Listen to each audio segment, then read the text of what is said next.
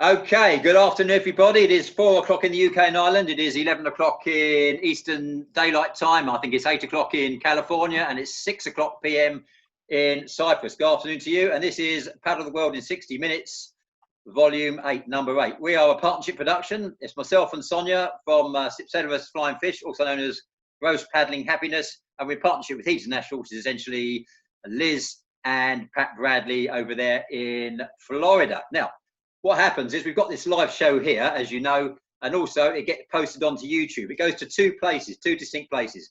First, it goes onto the Gross Paddling Happiness YouTube site, and then if you're a Heat International subscriber, you get it posted direct to Heat International as well. So all you have to do is log on to Heat International, and also the Heat International website, the YouTube site, has also got loads of very interesting coaching stuff as well. So lots of free content for you to enjoy at your leisure. Today, a lot of exciting guests. We've got an Irish theme. We've got Julie Doyle. Now, you probably know Julie Doyle. Julie Doyle is a third vice president, I believe, of the IDBF. Have I got that right? Nod in agreement. Great, I've got that right. Secretary of the EDBF. But today we're hopefully talking about Julie's being the founder and prime mover and chair of the Irish Dragon Boat Association, which is celebrating 10 years, experiencing as well, given the current situation. Then we're going to go to Killybegs in County Donegal, talk to Shaun Conaghan, and Shaun Conaghan is the active nutrition teacher. And then we're going to go back to Brighton in the UK, and Dr. Leila Ataei, who is the EDBF on the EDBF Medical Commission. She'll answer some questions I've got from her and some prepared ones. And if we have the time, then I'm going to do a little bit about shoulder conditioning, but that's just a filler in case we need it. There's also a special moment that I'll ask Shaun to do as well. So that's the plan for today. Now, without further ado, because Julie is a busy lady and she's at work, I believe. So, Julie Doyle, how are you today? Yeah, very good, thank you. And thank you for the opportunity to talk about the Irish Dragon Boat Association. Okay, then. Well, just without further ado, thank you very much for that. But firstly, you're in Carlow, are you? Are you home or you're in Dublin? Yeah, no, I'm in County Carlow now. I've dashed home. Oh, right. Okay. Yeah. So now, okay then. So just right off the bat then. So with the Irish Dragon Boat Association celebrating its 10th anniversary this year, I believe. That's correct. Yep. So given that you are the founder and prime mover, just give us an insight, please, if you would, into the high points and maybe some challenges of building what is now a very successful association, literally from the ground up. Okay, well, I'll just give you a little bit of background. The Irish Dragon Boat Association was registered with the IDBF in 2005, but nothing really happened. I think it was probably a way of trying to get extra numbers for our Olympic status when we were going forward. Oh, right. And nothing really happened. I moved here to Ireland in 2008, and Mike Haslam had asked me sort of around that time, would I get something going in Ireland? Also, at the same time, I had a lady called Fiona Tiernan who had approached me and asked about setting up a breast cancer survivors team. Right. She had breast cancer and suffered from lymphedema. And those of you who don't know about lymphedema, it's actually the swelling of the arm once the lymph nodes have been removed. And she'd done a lot of research and read the stories of Breast in a Boat and Don Mackenzie's reports that he put out, and thought, right, this is what I want to do. So it was just by coincidence, somebody from Liverpool gave her my contact, and we met up and decided, right, okay, let's get this thing moving. So we formally launched the IDBA in 2010 in October, right, along with the first club, Pluribel Paddlers. So that's a bit about the history behind it. Now, like you said, I started from scratch. Many challenges to start from scratch. The only thing I'll just say is, you know, for me, I had the skill set. I'd sat on the British Dragon Boat Association's exec for 14 years, so I learned under Mr. Haslam. So yeah. I kind of knew how an association would work. I was also a BDA coach level 4, so I'd already trained lots of paddlers, helms, etc. I was a race official. I'd run numerous events for the BDA, and I had spare time on my hands. So that was the easy bit for me, but it's all the challenges then that come with setting up an association.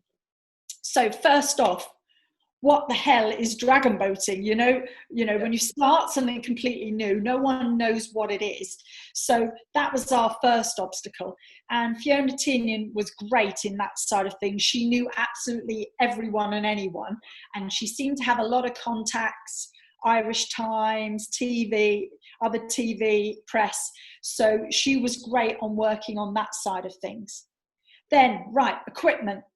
Ireland's considered a more developed country, so you're never going to get any funding from IDBF or EDBF. In years past, the EDBF or IDBF, I can't quite remember now, used to help with boats, but we're considered a richer country. Yep. So what did I do? Well, I approached Sport Ireland. You go to your national organisation, and unfortunately they said to me, come back in 3 years, when we've got 3 years of accounts. So that wasn't very good. Then I went to the local sports partnership, not the local sports partnership, sorry, who did I go to? Enterprise office, and said, can you give me some money? And they said, no. So I happened to then, at the time I was also building my own house, so I had no spare money at all. And a good friend of mine, Elspeth O'Donnell, who actually used to paddle in Henley Dragons in the UK and is also IDBF race official. Some of you might know Elspeth, Scottish lady. Yep. She said, Julie, I'm going to give you £5,000 to get you going. So that was fantastic. So with that £5,000, I bought a boat, paddle buoyancy aids and a trailer from my old club, Batchworth Dragons. And also in the background, working on the breast cancer side of things, Fiona managed to get something like 40,000 euros in grants and donations. And she said, right, Julie, just go out and buy the best boats. I want this, this, and this. So suddenly we had 3 boats and we could make the thing work. So that's what we did. And within that first year, we managed to repay Elspeth back. And from then on, the second year I could see, right, this is working. Okay, I'm going to physically buy some boats myself. So it is a big investment. And, a lot of people don't realize how much me personally has put into the sport. So yeah, equipment, money. Next thing is contacts, isn't it? You need to know people to get in. And that is really hard. It takes time, and still 10 years later, I'm really still working on that. Also, the other challenges that I had here was a lot of the Irish didn't swim, particularly of an age group, sort of 40 and above. Really? Even though we're an island, you'd think everybody swims. But I think during the 50s, 60s, 70s, 80s, there wasn't the facilities in Ireland for people to learn to swim. So that was a big issue. But, gradually, we've overcome those points and challenges, and it's all about sort of getting people to trust you and trust in the buoyancy aid that they're going to keep you afloat and everything. So yeah, those were the challenges to get everything going, really. Okay, I first come across Pluribel paddlers. I think we did a trip to Spain. First time I went to Murcia, that was 2013. I went out with Pink Champagne, and we were pleasantly, well, I say pleasantly surprised what an effective and a strong team it was. So obviously, in the 3 years you've done, they'd certainly made some ground there. But yeah, I didn't realise they were your first team, though. Actually, they were our first team, and I've coached Pluribel from day one. And we've always sort of treated them like a sports club. It's never been a breast cancer survivors group, even though they have a really strong support network behind them. That's the basis that I've always worked with them. And, you'll meet breast cancer survivor crews in different countries, and some of them, are very much on the mindset, we are a sports team, breast cancer is that side issue. Whereas, other teams tend to sort of react, well, I've got breast cancer, I'm very important. So you just have to be careful with the groups that you're working with and how they respond. But I was probably there with them in Murcia, Tim, when you were there with Pink Champagne. But, you certainly were, yeah. And I think now in Ireland, I think you've got 15 teams now, is it? So we've got 16 clubs, the majority of breast cancer survivors, and for us, that's worked really well here in Ireland. The Irish are very generous in fundraising and donations.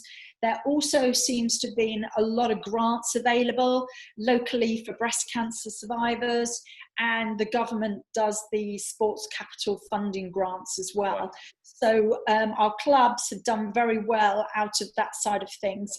And the breast cancer teams have been able to get the equipment, and off the back of that, we've been able to set up, maybe a club has a second team who are like just standard paddlers. So right. That format, I suppose, has worked for us really well here. Oh, right, because I was aware of Donegal Dragons and I was aware of Cork, but I spoke to Mark O'Connor the other day, who really, when you think about it, BCS and certainly ACS always struggle to get men into their crews. And he is a big, burly Irishman, and he's exactly the right sort of person to be sort of promoting that. I suspect, talking to ladies and men, that the reason maybe men don't go forward is they tend to suffer in silence. And I think one of the benefits of breast cancer paddling, talking to breast cancer paddlers, is ladies are more inclined to work in that cohesive group. Maybe not, but that's what they tend to tell me, and that's my experience as well. But someone like him, he's fantastic. It's just, okay, just getting back on track. So given the current challenges, given the COVID-19 issue, how is the IDBA looking for the next 10 years? So what's your broad aspirations once you're back in dragon boats? Well, yeah, just to say about the COVID-19, the Irish government introduced a 5-phase roadmap, right, which they're adjusting and trying to shorten. But we never know the full details until the last minute. So we're in phase 2 at the moment. There's no dragon boating allowed. They've classed us as a contact sport because, right, when you're sat in the boat, you're practically on top of each other. And then with the slipstream effect when you're working hard. So at this moment, we hope we can get back on the water on the 20th of July, but it might be sooner. Yeah. It might be the next phase, which is the 29th of June, but we don't know. So that's where we are COVID-wise. But for the next 10 years, well, hopefully, and I hope my paddlers and clubs think we've done a good job so far, but, we can always do better. For me, what's important is that we keep developing the association. And with that, I'm meaning more clubs, more people in the sport. We were going to target juniors this year, but unfortunately with the COVID, that's all gone out the window. Yeah. Surprisingly enough, to most countries, we have 80% women in the sport and about 20% men, which is fantastic on one side, but not on the other. And I think the main reason is every village in Ireland has a Gaelic sport club. So they call it football, which is a little bit like rugby, yeah, or hurling. And that's where the men go. So it's trying to convert them, or the people who don't like those GAA sports, to come across to us. We want to maintain our good reputation on our international regatta, which is normally held in September in Dublin. Yeah, done that myself. Very good. Great attendance, and we sort of try to sell it that it's competitive but fun. When we go to our big events, they're so competitive now that you've really got to be on the ball. So it's quite nice to just, relax a little bit, but still have that competitive edge. And we've had great attendance from teams from Canada, USA, Australia, and Europe and Great Britain. So hopefully that will continue. We want to sort of still work on our paddling skills. Obviously, we aspire to be as good as the Canadians and the Chinese, even though we probably paddle slightly different to the Chinese. So, to get a good international crew, we need the numbers on the bottom. It's the pyramid effect. I think we've done pretty well. I was pretty impressed the first time we raced with our international crew in 2016 in Rome. We came second and third. I think it was second in the 200 metres and third in the 500 meters. You know, when you first go with your international team, you don't really know how you're going to fare because the girls are just so new, or were then, to racing at a high level. So that was great. But, you know, we want to go on to the world stage and be sort of knocking on the door for the medals, but there's still a lot of work to be done there. Yeah. That was the Senior A crew in Rome. Senior A women, yeah. That's not bad, is it? When you go to your first international showing, you've got 3. In fact, I was talking to Lorraine the other day. 3 silvers and a bronze as well. That's pretty good. Actually. Yeah, that was in Brandenburg. Yeah. It's always, right. Okay, sorry. Yeah, my mistake. Okay. Oh, right. It's always nice to sort of creep on the scene. Everyone go, you know, Ireland probably has a slight image of a very jovial country that likes a good drink. So it's quite nice to sneak onto the scene and do some damage, shall we say. I've got to say, I mean, in my experience of just getting to know some of the Irish paddlers, one thing is they're very keen on working together. They're interdependent as well as independent. So you'll do a little challenge, and there'll be people from different clubs joining, and they've more readily joined together than certainly clubs in the UK. You know, a team might do something in competition, whereas they join and they mix and match, and it seems much more. Well, that's a jovial side of things, certainly. I just think perhaps the Irish are probably a wee bit more friendly. They'll talk to anybody. You know, I could be out training on the river, someone walking their dog will stop me, and I'm hyperventilating in my rest period, and they'll start a conversation. I think it's just in their nature. It is a little bit different to the UK, so that is really nice. You know. But how about things on the corporate side of things? Have you got a fairly healthy corporate festival? Yeah, we do corporate events. Our big one is called Dragons at the Docks, and we've been running that for 3 years now. And it's basically, last year we had 84 teams in an afternoon, which is a nightmare. Yeah, 35 staff. And it's all the big property developers all around the dock area and IT companies. And over the last 3 years, we've helped raise €890,000 that are homeless. So not the trivial amount, as they say in scientific circles. That's pretty good. And Pluribel paddlers have helped with that event, and they've benefited as well because they donate to the homeless charities plus local charities. So that's really, really good. And that's in what time of year is that? No, I appreciate this year's. It's a nightmare of a time of year. Normally I'm racing back from a major championships, and it's 2 or 3 days later. So it's usually the end of August. Right. So like last year I was in Thailand, arrived back on the Tuesday lunchtime, and Thursday morning I'm trying to deliver a massive event. So And that's in Dublin Docks as well. Yes. But I'll certainly say, I mean, I having done the Dublin Festival in September 2017, I think. Fantastic.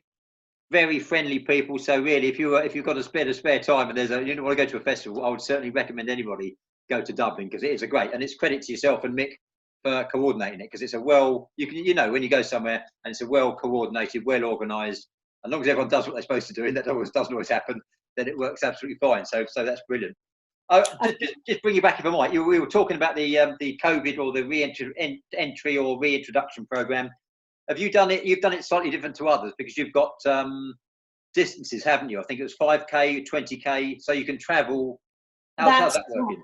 Yeah, so the first phase, I mean, we were in lockdown. You could only go 2 kilometres from your house, so doesn't leave much. And the first phase, you could go 5K.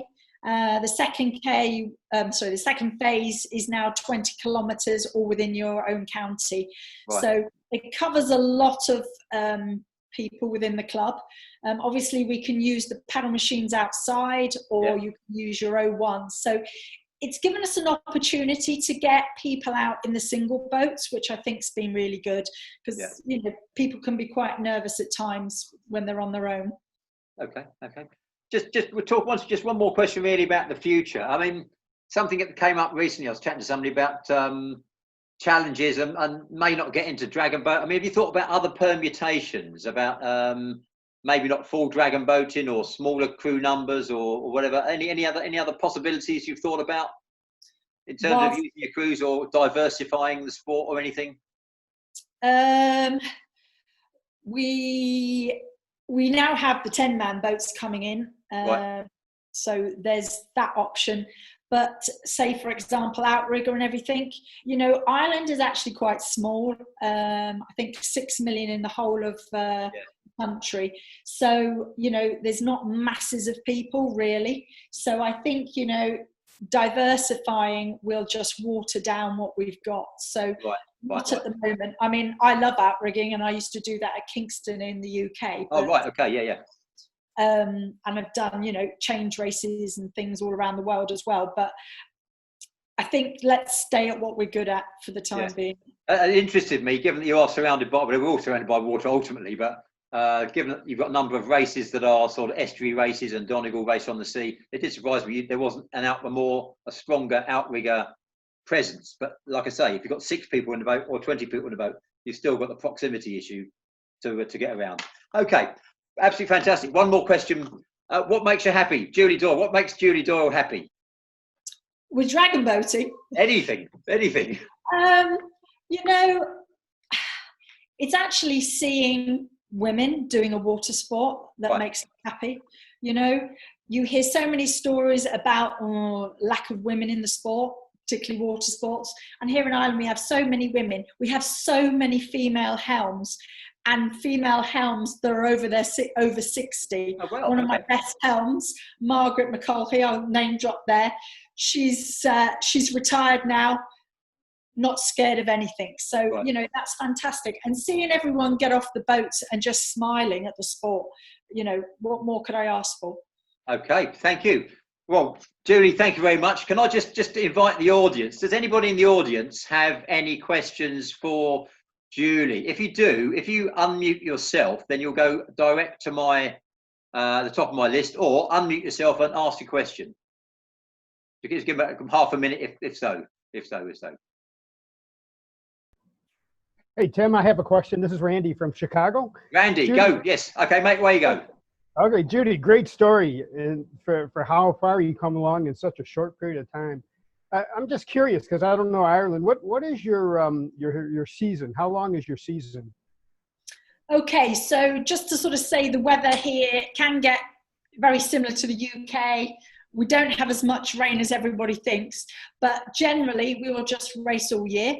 Some of the breast cancer crews tend to sort of stop at the end of October and maybe restart March. But yeah, we generally now go all year.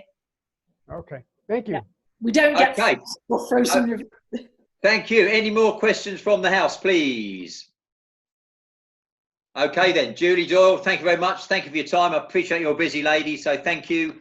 And I'll talk to you very soon. Cheers then. Okay, bye-bye. Bye, thanks for your time. Okay. Thank you very much. Okay, ladies and gentlemen, I'm now going to hand over to my friend Shaun Conaghan in Killybegs in County Donegal. So and let's have a look. Hang on, let's hand over. So, Shaun, if you're there, if you are there, you are now the host, sir.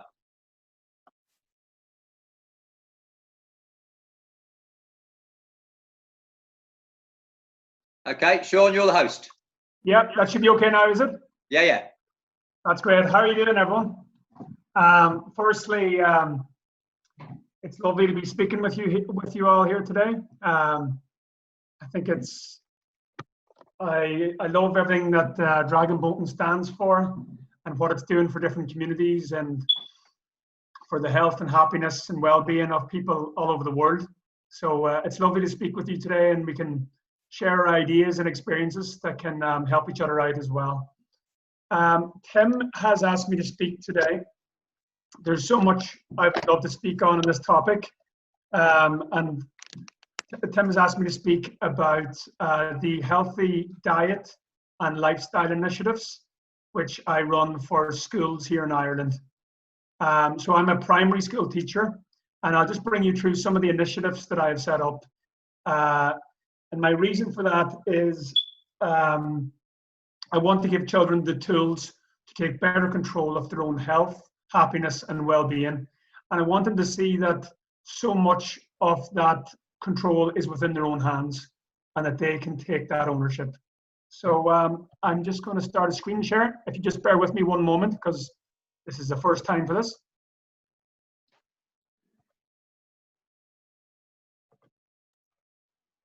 Looking good. Now, I'll just double check I have volume. Yes, we're all good. Is that all good, Tim? All good. Yes, I can see it, mate. That's great. So this was a presentation that I had designed for a conference of doctors just before COVID-19. And so today I have revised it for this conversation with all of you people today. So what I hope to cover today was share whole food, plant-based diet and healthy lifestyle initiatives that I have introduced and are working very well with children, families, and the school community. Also share the reasons why I transitioned from a diet very high in animal products, a lot of eggs, meat, dairy, cheese was a huge part of my diet, and why I have now, based on the science and based on experience, have transitioned to a whole food plant-based diet. And finally, I would love to suggest a few small ways where we can introduce some healthy changes to our diet that are very sustainable and enjoyable, and I hope you will feel the benefit of them very quickly. So one of the reasons why I do what I do is I'm concerned and motivated by the fact that 60% of Irish people are now overweight or obese. Now, I know in the UK that is very similar, and in the US, it's 70% of US people are overweight or obese, which I think we all agree is a big concern. In Ireland at the moment, 45.6% of our calories come from ultra-processed foods. Please excuse the typo there. Ultra-processed foods. And in the UK, I know that is over half, that's 50.7%. All this while our chronic disease rates are skyrocketing, especially the ones that are linked to diet and lifestyle. And in 2019, the Global Burden of Disease report had diet as the #1 reason for chronic disease. So that is a big part of my motivation. Now, the good news, which I'm delighted to share with you today, is that so much of it is in our hands.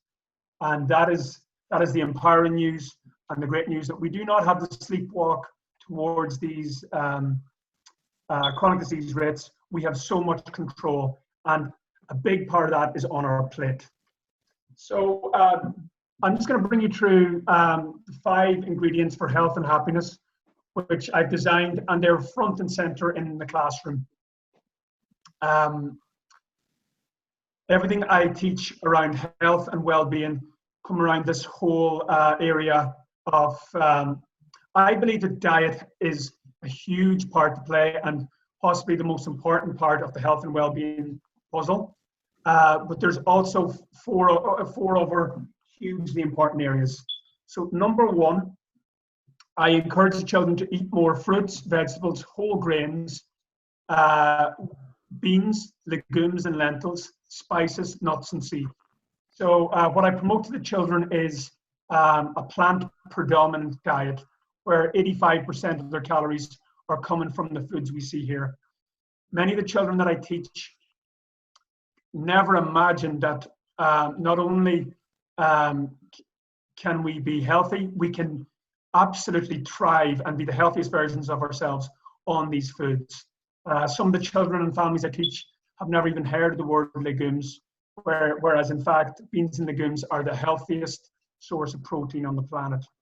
And we have a lot of science and studies now to back that up. #2, I always encourage children to aim for 9 to 11 hours of sleep each night. And for adults, we're aiming for 7 to 9 hours. And I always teach children the huge role that sleep has for day-to-day well-being and happiness and emotional well-being, but also for later in life for preventing chronic disease. And also, while I'm speaking to athletes and dragon boat teams, sleep has a huge role to play in our sports recovery, as does food. All the antioxidants and anti-inflammatories in plant foods have a huge part to play in sports recovery. after a tough session on the dragon boats. Number 3 in our ingredients is to move your body lots every day. Whatever you love to do, be it run, skip, jump, dance, football, whatever you like to do, just moving our body lots every day. A huge part for me as well is that it's very important to get the mind right, and that we try our best to live in the moment and to manage our stress. That's a huge part of the health and well-being puzzle, I feel. So in order to be kind to ourselves and to others is a huge part of that. And finally, spending quality time with friends and family, and that can be doing some of the other ingredients for health and well-being, such as health eating together, going for exercise together, speaking with family and friends. I think the social connection is very, very important part. So I wanted to bring all these ingredients together as a meaningful project for the children, a meaningful program. So I let the children describe in their own words the program that I designed called Eat Like a Champion Week. I hope you enjoy it. But first, with the help of their passionate teacher, a group of 6th class boys are learning about making healthy lifestyle choices. This morning, Killian found out more. These boys are scouring the shelves for healthy ingredients. Their teacher has told them all about which ingredients to look for and what to avoid in certain highly processed foods. After getting stocked up, it was time to take the short trip from SuperValue in Northside Shopping Centre back to St David's Boys National School in Artane. That's because these boys will be preparing their breakfast, lunch, dinner and snacks together for a week. It's a big task, and the boys have volunteered to come into school an hour early and leave 2 hours after school. They cook, eat and tidy up together, focusing on the benefits of working as a community. Their teacher, who has designed the meals in consultation with the doctor, says it's about taking control of their own health, happiness and well-being. They're calling it Eat Like a Champion Week. So I want to be healthy and happy, and it's really good learning how to read labels and know which is good for you and which is bad for you. Between eating healthy, I've had a good night's sleep all the time since I've been eating healthy. I found that if I burn off energy, but once I burn off that energy, I have way more energy after. They want to show that learning about nutrition is a great way to tackle obesity and make better lifestyle choices. They learn about the science behind choosing a varied diet, all while experiencing foods that they may never have tried before. And it's not just about eating healthily, you also have to remember to keep fit too. Pump those legs, Killian, come on! Their 30 minutes of cardiovascular exercise follows 10 minutes of mindfulness. All week they're making sure to get enough sleep and monitoring the impact all these activities are having on their mood, concentration and energy levels. After a week of that experience, I'm hoping that they will feel great. They'll realise how great they can feel when they're eating healthy foods, when they're exercising regularly, when they're getting their 10 hours sleep a night. And I'm hoping that they will feel really energised and they'll feel great, and that they'll bring that forward as a habit. The boys at St David's are already seeing benefits, and they hope they can be an inspiration to other children around the country.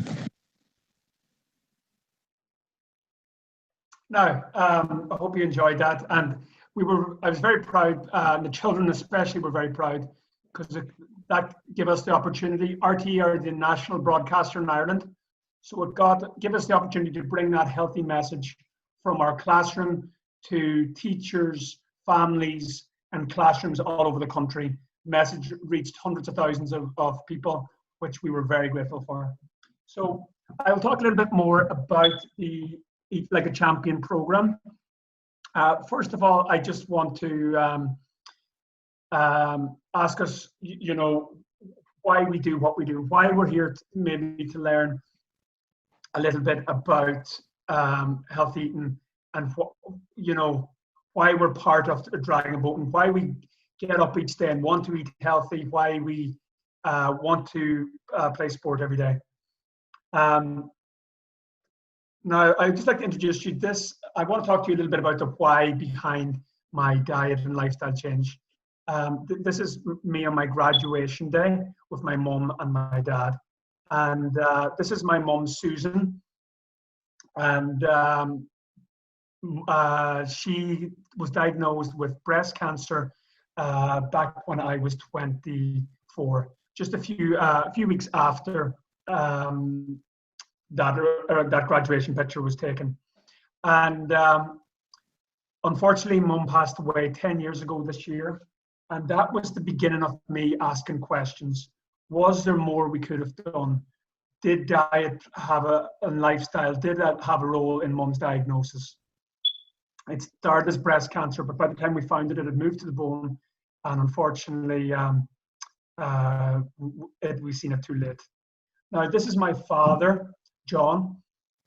Now, Dad is one of the fittest, strongest men I know. He's a farmer. He doesn't drink. He doesn't smoke.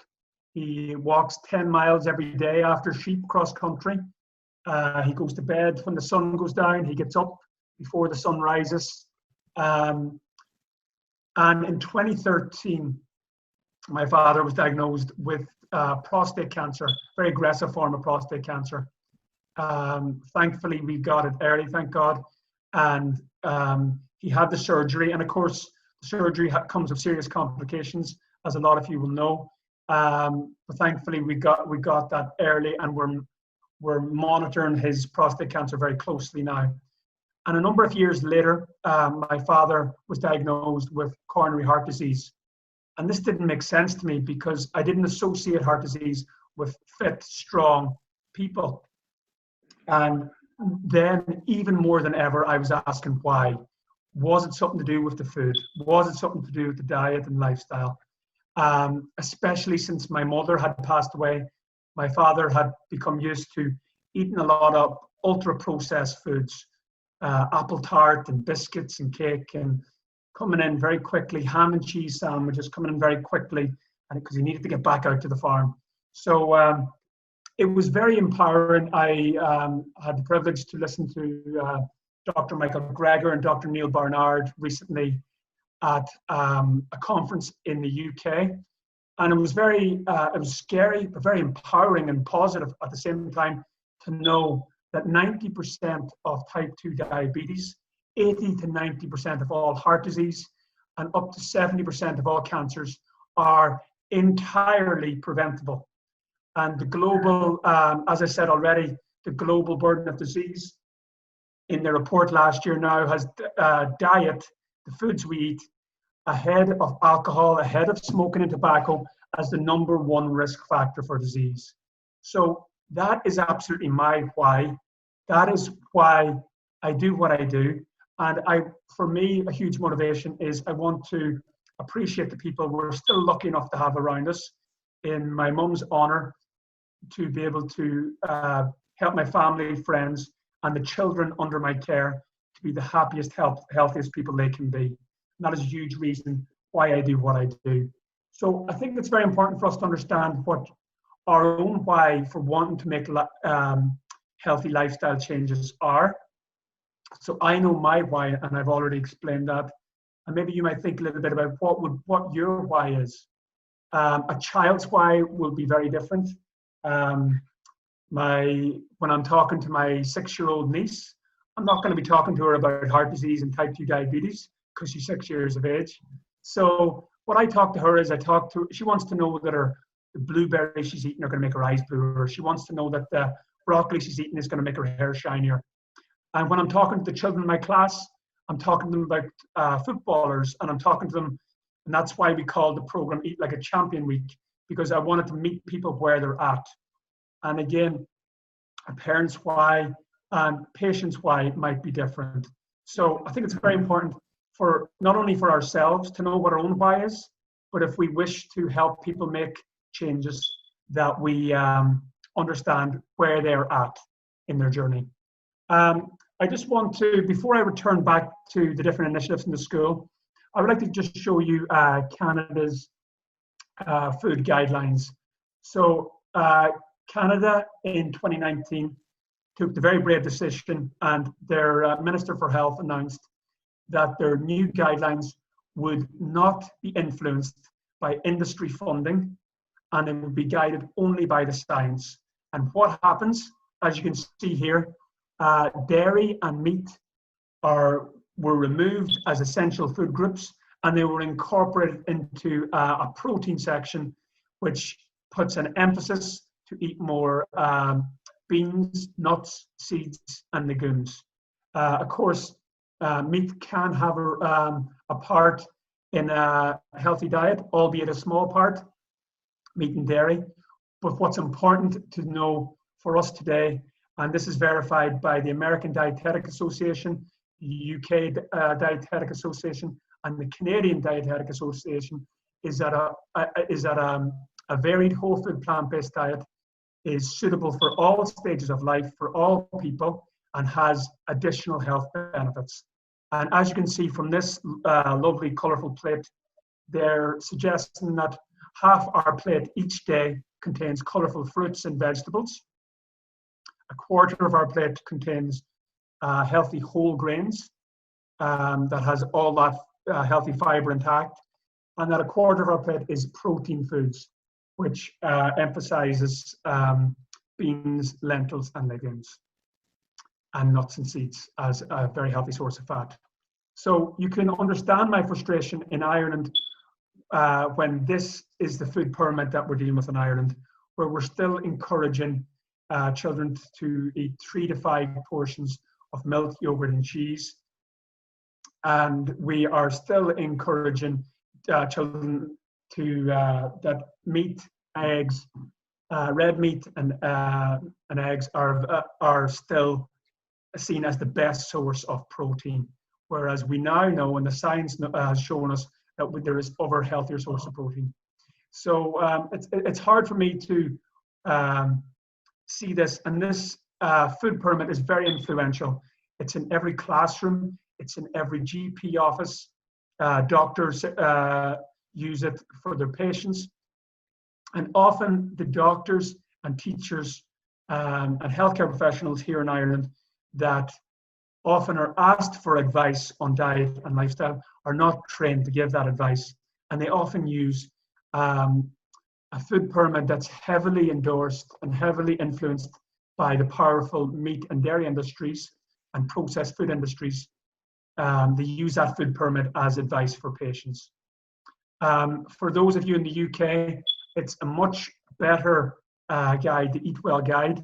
As you can see, the dairy section says dairy and alternatives. So they're actively promoting plant-based alternatives to dairy. And what I love to see as well is that there's a beans and pulses are the first 2 in the protein section. And that is a big change. And even to have the order of beans and pulses first and foremost is very important. And I love also that they remove, as you can see down here, they have the ultra-processed foods like the cakes and all outside of the guide, so as that we should be aiming to have them as little as possible. And just here as well, I can share these notes with you, but that is the plant-based healthcare professionals in the UK created a separate Eat Well guide for UK people based on just plant-based foods. So that might be a handy resource for everybody. That is just some of the reality. I want to keep it very positive today, but that is just some of the reality in schools. And as I said, with 6 in every 10 children in Irish schools and 60% of all people in Ireland overweight or obese, I want to be part of the solution that helps people become healthier and happier. And that is why I created the program, Eat Like a Champion Week, and the different initiatives in schools. So just to bring you through back to more the positive side of it as well, one of the most important things I feel for anyone looking to make healthy change is to first understand any boundaries that might be in their way, any obstacles that might be in their way, and help them to overcome them. And a lot of the children did not, as I said, they'd never even heard the word legumes, and they didn't imagine that they could get all they needed to thrive and be healthy and happy on a whole food plant-based diet. So one of the things we do is we do supermarket visits, and it's great fun. We go down with the whole class. I let the shop know in advance because a whole class full of children running around the aisles looking for ingredients can be great fun. So we make sure that the supermarket know in advance. But it's great to bring the children through the aisles and let them see where to find these ingredients in the shop. As well, we cook together. I remind them that it's a team effort. I'm not their mum or their dad. We all cook together. We all play our part. And I think when children cook together and have ownership of the meals, they really enjoy what they've created a lot more. And that's some of the healthy shepherdless pie and our pick and mix porridge and some of our homemade breads and soups that we made during the week. A big part of it as well is eating, sitting down, the social aspect and the community aspect, where we sit down together after creating our meals, no phones, no televisions, no radios, and we just talk. And I think with social media and all the distractions now, we've never been more connected, we've never been more apart. So I wanted the children to know how important it was to sit down and have that time where they talk together each day. That's some of the children experimenting and digging into some new foods that they had never tried before, and they really loved the conversation that came around trying new foods. And children are very curious if we just empower them. This was the team tidy up, and as you can imagine, this wasn't as popular, but again, a very important part that they have a big part to play together. It's all a team effort and working as a community. And we always celebrate with a cup of tea and dark chocolate, 2 squares of dark chocolate afterwards. A big part of it as well was to bring them out in the community, that we trained together. And I wanted them to know that they didn't have to pay big money to be members of a gym, that the parks and the pathways, that's their gym. Once they step outside, that can be their gym, get out in nature, get the fresh air. So we did a lot of our training outside, and we went outside and did a lot of breathing activities and mindfulness activities, relaxation, just to deal with children as much as adults. They are dealing with stress every day, and some of that stress comes from their home or their situations. So it's important education, I feel, that they can see exercise and deep breathing and mindfulness as a way of managing that stress. And of course, cooking and socializing together.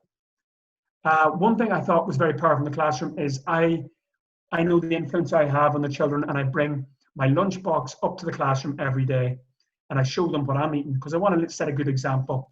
And those of you who have who are maybe over teams, or your parents, and you want to set a good example to your children and so on, that I think that's a very important part of this, is that we're setting the example for those who we want to adapt healthier changes and improvements into their life. So I show the children my lunchbox every day. And what happened very organically was they started showing me their lunchbox. And the big thing here was progress. I realized that maybe a few years ago, I was expecting too much from the children. Maybe I was expecting perfection. A child would proudly come up to me and say, "Look, sir, I've changed from brown bread I've changed from white bread to brown bread." And I would say something like, "Oh, it's just a pity about that processed ham and cheese in the middle." And what happened was they were going home to back to their desk, deflated and disappointed. So what I've learned now is it's all about progress. When a child comes up to me now with brown bread, I don't even see the ham and cheese in the middle. I just give them a high five, take a picture and go, "That is great progress." And then I set them a challenge. I say, "What about maybe a little bit of spinach or a little bit of lettuce in that sandwich tomorrow?" And again, just celebrating all the progress. And that might be an extra piece of fruit in their lunchbox, changing from white rice to a whole grain brown rice, adding some vegetables into their lunchbox. Celebrating all the progress as a huge step in the right direction.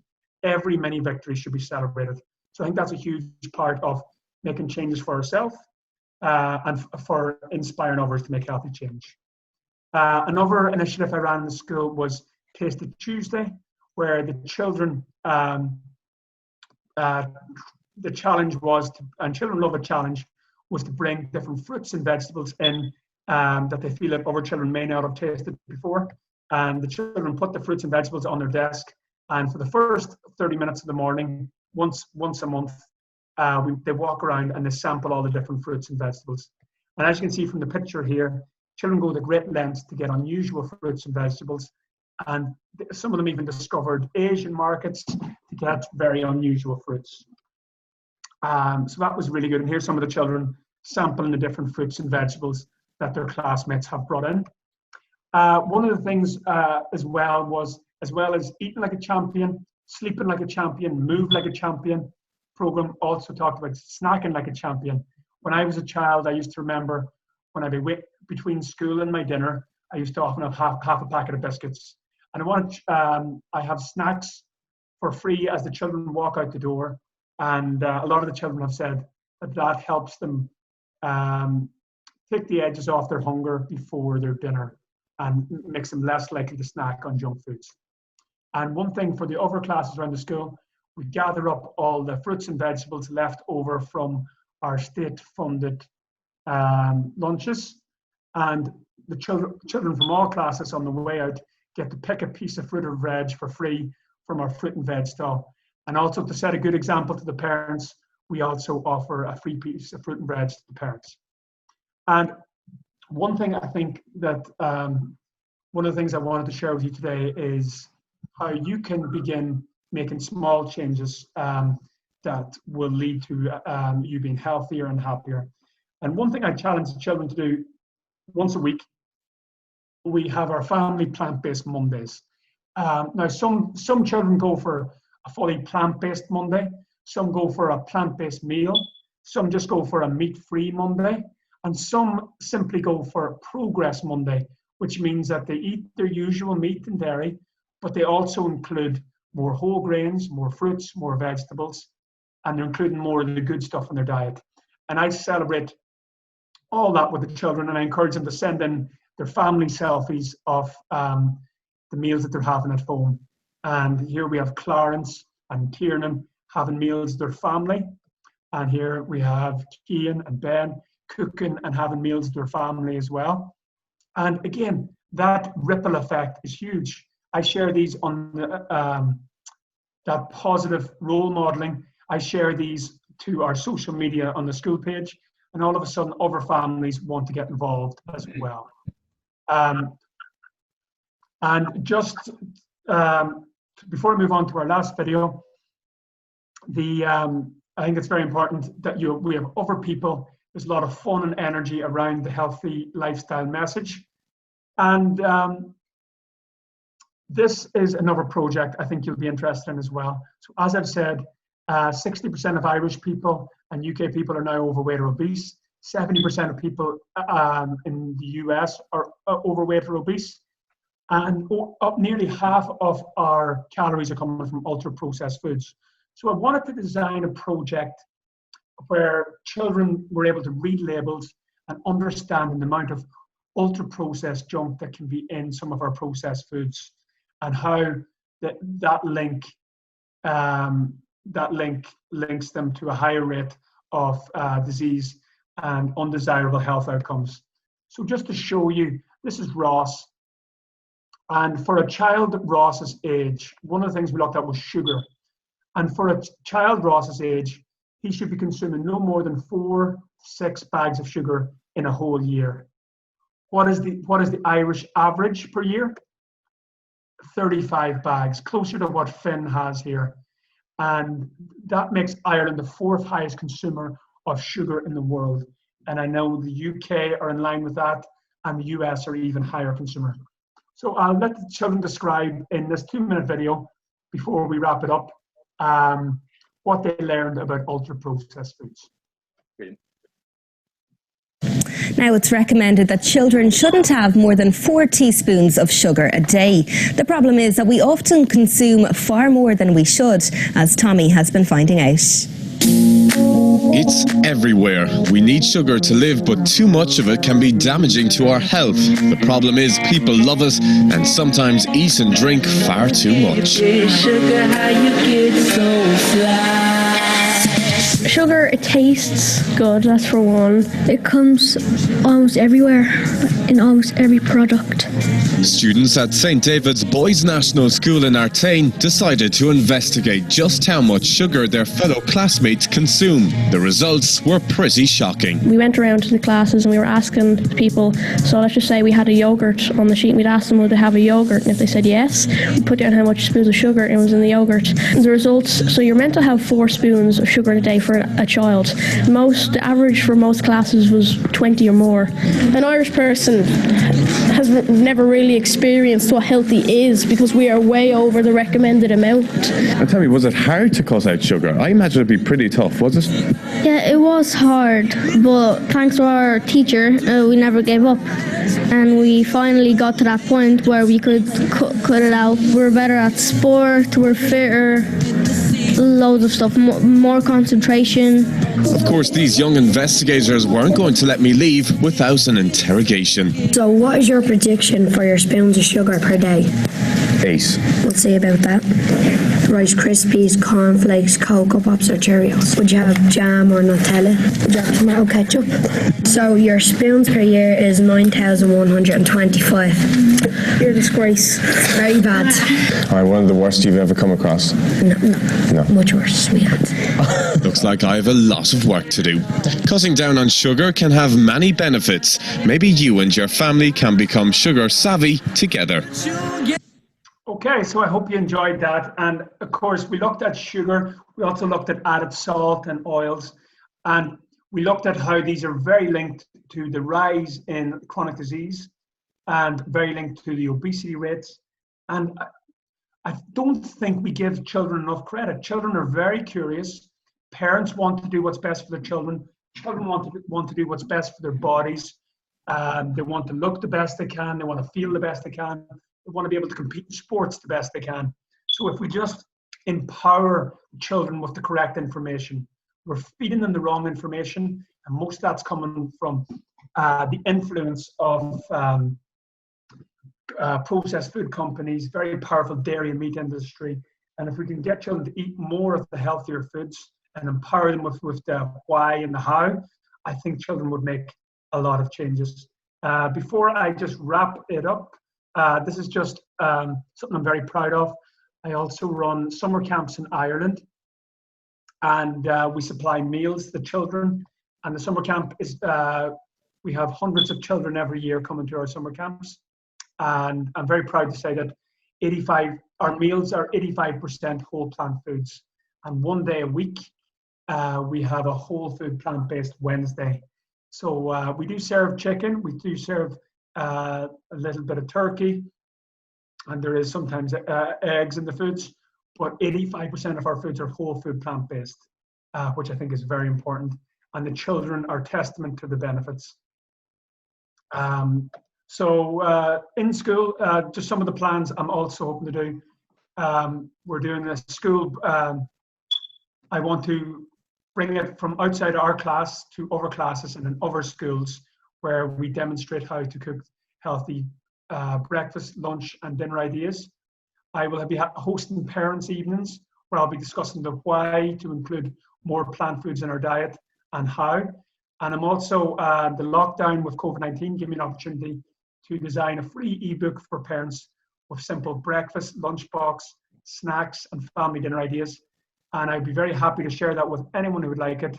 I can email it on to you for free and use it in whatever way you like with different resources. So just to wrap it up, some ideas for everyone watching here today. Just where do you start to make healthy lifestyle changes? You might consider having a plant-based day once a week, or even a plant-based meal once a week. And then at least that way it's manageable and you can enjoy it, and then you have a week to decide, okay, what am I going to cook for plant-based day next week? Or you could just incorporate more fruits, vegetables, whole grains, beans, nuts and seeds into your diet as a progress day, and that is fantastic too. Or you might also, some families decide to do a meat-free day or a meat-free dinner day. So whatever you decide, it's all going to have a brilliant benefit for both your health, your well-being, your mood, your sleep, and also the environmental benefits for it, which are absolutely huge. I also have a handout, which I'm very happy to share with everybody, which deals with the why and the how for whole food plant-based eating.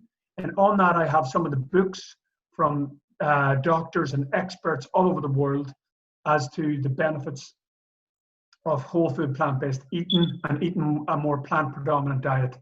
Different podcasts and free online resources, some recipes to get you started, and also some cookbooks I would also suggest that you could buy online. Again, I'm happy to share that resource with everybody. I've already sent it to Tim, and you can either contact me or Tim, and I'd love to share that with you. So again, that is why I do what I do. And again, I get great satisfaction, and I'm very motivated by helping children and families and my own friends and families to be the healthiest version they can be. So I will pass you back to Tim there now. Okay, thank you, Shaun. Now, I hope, I know it was hard. I hope I didn't go over time there, guys, and I hope you all enjoyed that. If you change me back to Shaun, change me back to host. To be honest with you, then I think what you said was valuable. It's a strong message. I consider you a food nutrition guru. And like I say, if you took out of the equation the school children and put in senior A, B and C athletes, the sort of athletes I deal with, 40s, 50s and 60s, it is directly relevant. And I will say myself, when I was that age, nobody taught me that. If I knew that then, what I knew now, this is stuff I work with every day. Absolutely, Tim. That's a strong message. Okay, before you go, I'm going to ask Rob, I'm just going to share a screen with you, so bear with me, screen share. Could you please tell me the story behind this picture? Yeah, I'd be delighted, Tim. So I told you that 10 years ago in 2010, my mum, Susan, a very special lady that in all our lives, she passed away. And while mum was still alive, myself and mum, to be honest, it was just a project to keep mum busy. But we done a fundraiser in Donegal, and our hope was to raise maybe €20,000 to improve the lymphedema that Julia's already mentioned, the lymphedema service in Donegal. But of course, the great people of Donegal got behind us, and we ended up raising €82,000 for the cancer unit in Donegal. And the main fundraising role we had was to make the experience for Donegal patients to getting treatment to be more comfortable. So we were able to refurbish the whole unit to make it more comfortable. We were able to also buy specialist breast probe detection to detect breast cancer at an earlier point, specialist equipment. We were able to purchase equipment that sped up the chemotherapy and the waiting times for patients.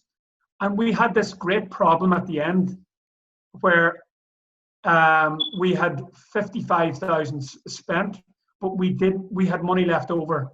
And for a number of years, that money sat in the account because we felt we had an obligation to the people who fundraised to make sure we knew exactly where it was being spent. And up steps Deborah Boner from Donegal. I'm very grateful I was introduced to Deborah. And we were able to spend the remainder of the money fundraised buying Donegal's first ever dragon boat. So this is my mum's grandchildren who she never got to meet. And this is the launch of the Inspire boat. And you can see my mum's name is on the front of the boat. And we are so, so proud through Donegal's, Deborah's team, the Donegal Dragons, that mum's name and legacy lives on through the dragon boating and through these inspiring people. So we're very proud to be involved with the Donegal dragon boating. Shaun, it is a pleasure to know you, my friend. Thank you very much. And that story there is absolute solid gold. Thank you very much. We're so happy to be involved. Yeah. Thank you for sharing it with us. Thank you, my friend. Like I say, all the information Shaun's given us, we'll make that available to you, freely available. It's great information. It's lifelong learning stuff. So thank you again. Thank you very much. Now, I'm going to step across to Leila. And Leila, you've been very patient. So I'm going to unmute Leila. In fact, Leila, you should be unmuted now. Let me bring you back on the screen. Thank you, Shaun. Let me find Leila. Leila, where's Leila? There we are. Leila, you're up front now. Thank you for being patient for us. I really enjoy Shaun's presentations, all the good details, and actually it's linked with one of my old research on cancer, prostate cancer. Really? Yeah, I did in Iran about 10 years ago. Unfortunately, I didn't have chance to publish it internationally because of the regulation in Iran. So, but what we found out, 82% of the patients with prostate cancer actually suffer with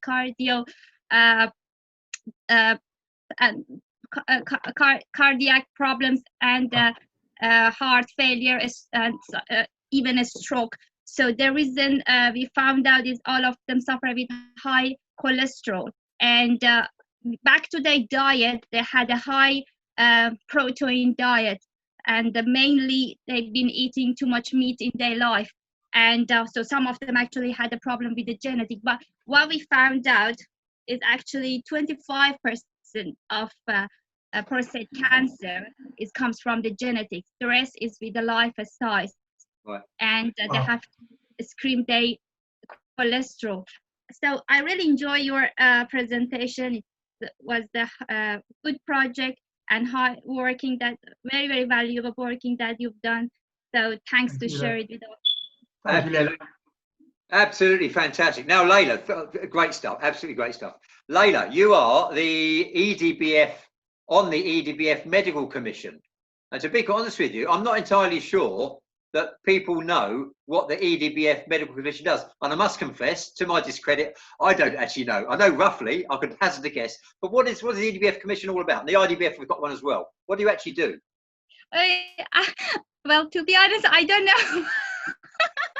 If I want to be honest with you, I myself not so sure what we're doing, because it's all very new. So the EDBF commissions become active last year. Julie might correct me if I'm wrong, but before I was in IDBF commissions, which again, what all I was doing is trying to give some lecture if I had a chance to do. And the other things, we've just been involved in anti-doping tests. Right. So, but in theory, the medical commissions need to be involved even in coaching. So we need to have some science, include the medical and sport science lessons for the coach, because coach needs to have a level of a basic level of the information about nutrition, diet, exercise, and even medical terms in case of emergency. But yeah, I was doing it for IDBF, but I haven't done it for EDBF yet. But this is the part of things, education and screening the dopings, education in dopings, and make sure the race condition is fit for the athletes.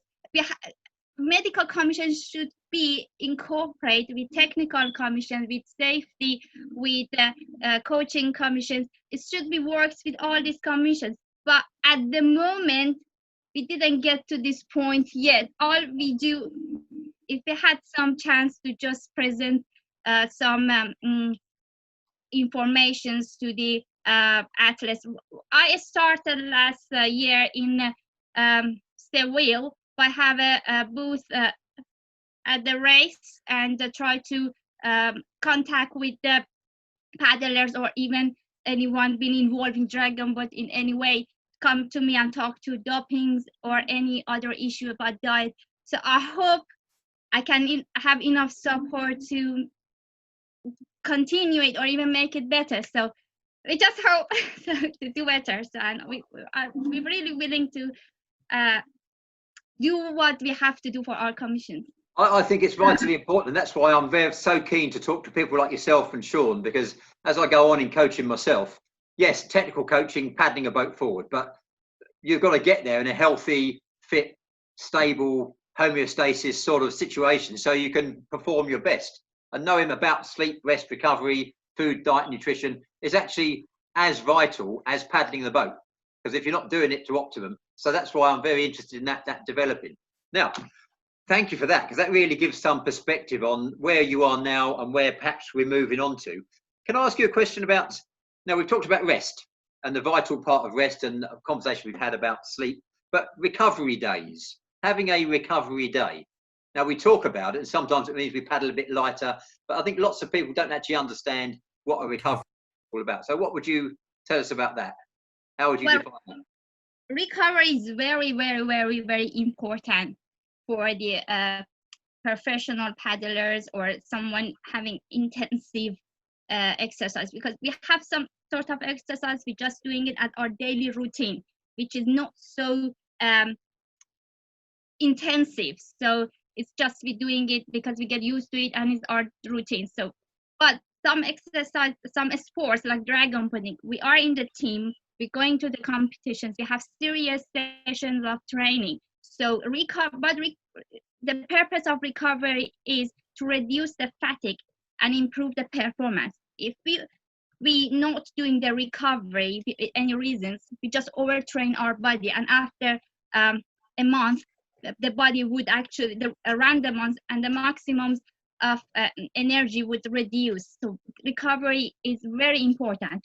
For dragon boating, it's a little bit sometimes problem because of the club's policy, because they can't just after the seasons, they just can't say goodbye to their paddlers, because sometimes some paddlers not going back to the team again. So it's sometimes some clubs not doing it. But for the, it's better we try to have some sort of recovery fitting in our club training. But talking about this generally for effect of recovery in a professional athlete. So what we're looking for, what we want from the recovery is enhance the blood flow to exercise area and get rid of all the metabolic waste such as the lactate, bring more oxygens in the area and oxidations. So how we can do the recovery? We have few methods for the recovery. One of them is passive recovery, which no one is today is really recommended. So passive recovery is just say goodbye to the sport for a while, for 2 days, 3 days, and go jump into the bed, not doing anything. So this is something proved that not doing anything is not reducing your fatigue or is not improving your performance when you back to the exercise. So the common recovery techniques is one of them is active recovery. Active recovery is when you switch to another sport, another exercise. For example, you dragon boating, you do that, you come back from the very heavy session, you go swimming, you go walking. So you continue your exercise, but bring the level down and still doing it. And not, if you paddle heavily, then start paddle with the lower temper. Switch to another sport. So do the swimming, do the running, but with the lower intensity. The other method is stretching. For stretching, actually, we don't have any scientific proof yet that shows the stretch has association with the recovery times. However, stretching is good to increase the range of motion, which at the end can help to lessen the muscle soreness. But there is not any direct link proved by scientific paper that says a stretch can help you for recovery. Really? Another common technique is wearing the compression garments. Some clothes that you can wear is very tight. Some studies showed actually this sort of clothes or brace can reduce the intramuscular space and make the fibers closer to each other and avoid the swelling and help the inflammatory. So in that case, it might be helpful for recovery. Another one is massaging. so can increase the flow, blood flow to the area, and therefore bring more oxygen, and at the end help for immune systems to work to repair the muscle damages. So what I forgot to say, all the exercise, acute and intensive exercise, can damage muscle fibers. Don't misunderstanding with the injuries. They're not injuries. They muscle sore. They muscle little tiny fiber damage that can after the sessions you may feel some soreness in your body. So this is not a damage. This is muscle soreness as it does of lots of loctite in your body and a little damage on your muscle fibers. So we want to reduce this amount of soreness. So another type of the recovery, which is very common in professional athletes like football players, is hypertrophy. Hypertrophy actually is one of the good way of the recovery that lots of scientific paper prove it. It has a three type with the cold water, hot water, and combination of them, like switching between hot water and cold water is called contrast water therapy. So to have a good hypertrophy, you need to consider the temperature of the water and duration. The best duration to get the answer from hypertrophy is between 14 to 15 minutes. And for the cold water therapy, you need to keep the temperature in 10 to 15 centigrade. And for the hot water, you should be between 38 to 40, not lower, not less. And you have to keep if you want to do the contrast water therapy, you have to keep the ratio 1:1. So if you are in the, if you take 15 minutes, you have to be half of the time in the cold water and half of the time hot water. If you change this, that affect on the result you be getting. And what water actually doing to you, the body answering to the water immersions, because the temperature in the skin would change, temperature in muscles would change, and is affecting on blood circulation. And if the blood circulation works well for you, you would get rid of the lactate and all the metabolic waste. So doing all of this is all the common method you can do to have a good recovery. Okay, well, extremely. That's exactly right. It's extremely comprehensive. I'm going to ask you one more question, and that's in relation. It touches upon something Shaun mentioned. Do you remember he saw his food pyramid, and about 3 or 4 levels down, there was the 5 a day that we all know about, 5 a day fruit and veg or fruit. The role of vitamin C. Now, and this is a very big subject, I know, and I'm sure you could talk about vitamin C for a week, but the role of vitamin C in a healthy, happy lifestyle. Well, vitamin C is involved in many body functions, including formation of collagens, absorptions of the iron. That's why you need always take the iron with the vitamin C.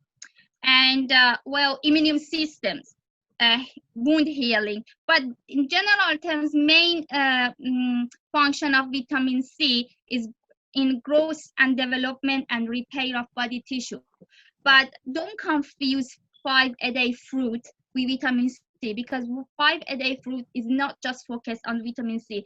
The reason they say 5 a day fruit is to encourage people eat fruit more, and eating the fruit is actually the way you're getting a package of too many good nutrients to your body. One of them is, of course, vitamin C. Yeah.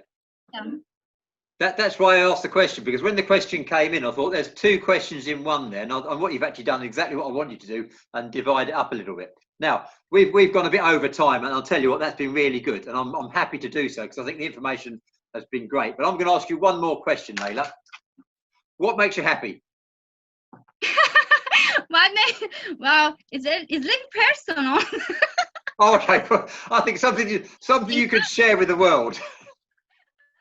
what makes me happy is, well, actually research and study is one thing that I found it to focus on to get rid of my bad thought. Every time I'm sad or something upsetting me, because I'm living in a foreign country, and sometimes you really don't know what will happen next for you, what happened for your visa, what happened, you know, all this bad thought coming to you. All things makes me happy. Just reading my books, listening to documentaries, and doing the study. This is the best thing. And paddling. Oh, paddling is very good. So because I'm born to be paddler. So I used to I used to be in Iran national team in kayak. I used to do wide water slalom. But, so now I can't do it as often. But when I have a chance to do it, it really makes me happy. Okay. Now, so those are thank you, Leila. Thank you very much. Those are our questions from the audience. Does anybody in the audience now have any other questions for Leila before we wrap up for the day? So if you do, just please unmute and ask away. I think you've stunned them. I think you've stunned them with your knowledge. Leila, should we supplement with vitamin C, or do you think if we're following the food guidelines, will we get enough vitamin C in the diet? Now, what is about the food guidelines is talking about 400 grams fruit per day, which is the WHO guideline. But new research actually prove it's better to do between 7 to 8 portion a day. So it's reduce the risk of the cancers, and you will get enough nutrients if you have more than 5 a day. This is what a study says, and the last study that I read, it was belonged to 2017. So as much as fruits you eat, you can get better nutrients. But to say, if you really follow the guideline, you doesn't need vitamin C as a supplement. But sometimes, if we really go to the details, some fruit, one orange from one tree, one branch, doesn't have same amount of vitamin C with the next fruit next to it. So it is really, if you want to make sure, you have to do the lab analysis and make sure how many vitamin C is in there. But in general, if you have a good diet and following the guidelines, you may not need lots of supplements. Okay. For vitamin C. Thank you. Any more questions from the house? I have one. Cynthia, go. Yeah, Leila, about recovery. I know a lot of people after a very hard workout or strength training workout, they go right to the medicine cabinet for the ibuprofen to reduce their inflammation so they won't be sore the next day. But I know a lot of people say that's the wrong thing to do, that the inflammation is your body's way of dealing with the changes that you're trying to accomplish. What are your thoughts? This is a very, very good question. It's what actually I'm working on it at the moment for my research. So taking any medication to reduce your inflammatory system and your inflammatory response actually affecting on the exercise response to your body. So an adoption. So yeah, you may feel good if you're taking ibuprofen. However, ibuprofen is not a good medication for everybody because can end up to heart failures, or people with a bad stomach. I really don't advise it. At least switch to paracetamol. But I don't say those medication in the sport is really good idea.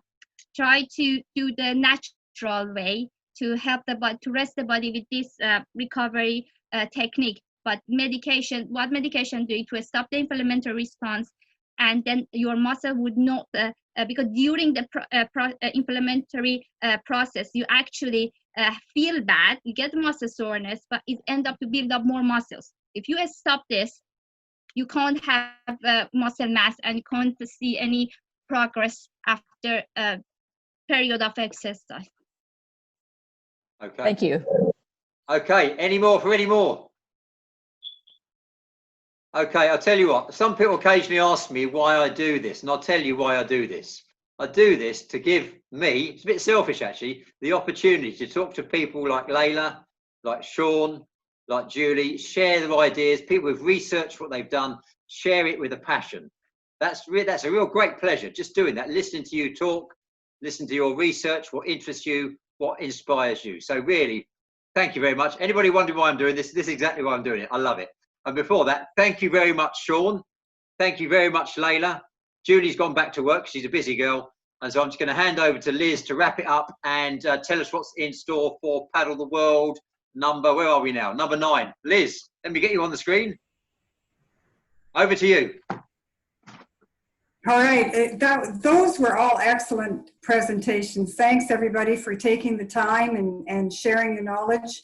Shaun, I am just blown away at the support you have with the school system to allow you to help change over the health and well-being of the children. Awesome.